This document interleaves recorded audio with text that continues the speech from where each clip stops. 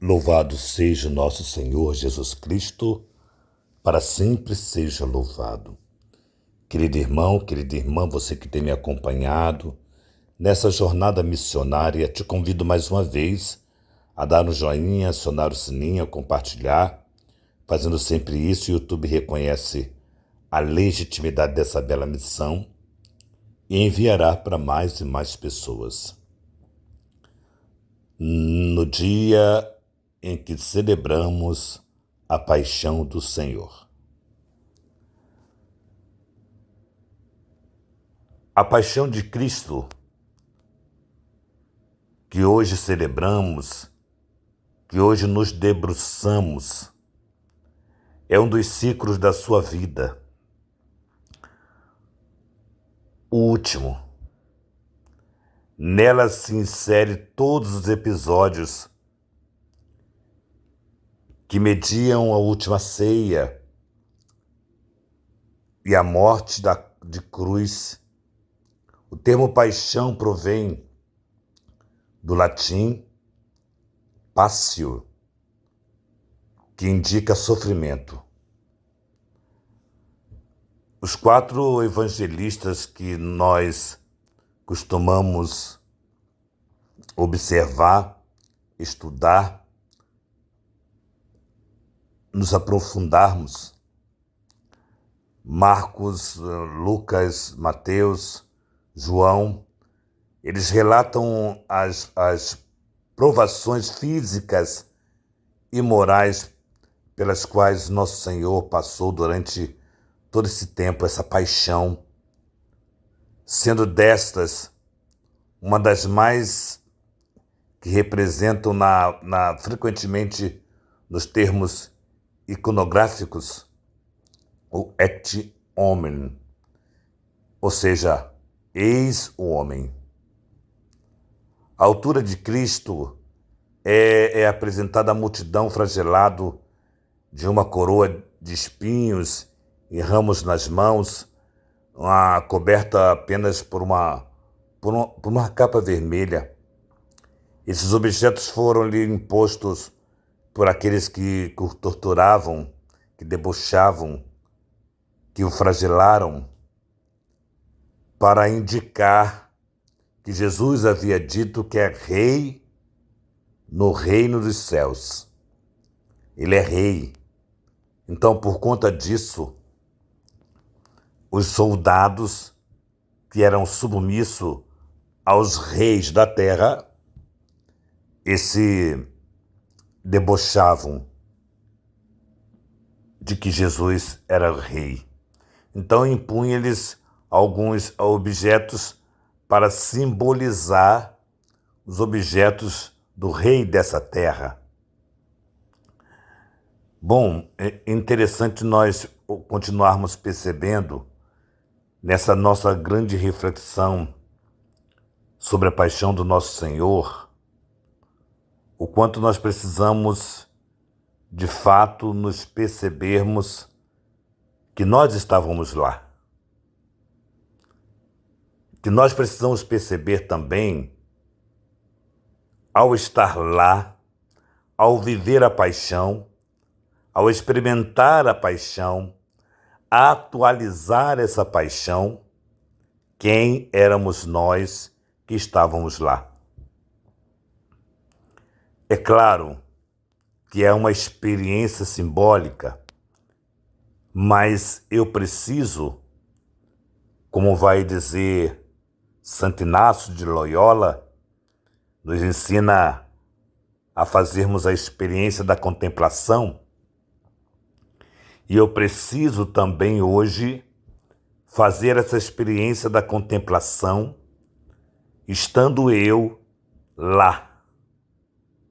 Estando lá, quem sou eu? Quem era eu estando lá? Um mero pessoa que está assistindo ou alguém que está aplaudindo no sentido de concordar com o julgamento injusto? alguém que daquela multidão gritou: crucifica-o, alguém que se omite, alguém que enxuga o rosto, alguém que ajuda Jesus a carregar a pesada cruz? Quem sou eu? A esta pergunta, nessa reflexão, nesse dia, nós nos aproximamos sim da nossa fé e do nosso eu interior. Depois de lhe colocarem esses símbolos que aqui já narrei para vocês, esses objetos foram, mais uma vez, eu digo, colocados nas mãos de Jesus pelos torturadores. Bom, a prece no jardim de Getsêmani, a traição de Judas, o caminho para o Calvário, a crucifixão, o sorteio daquela capa que cobria o nosso Senhor, a sua morte e bem outras apresentações da paixão do Senhor, que nos é muito frequente. Desde a última ceia, amados queridos irmãos, em que Cristo afirma saber que a hora derradeira e durante toda a paixão,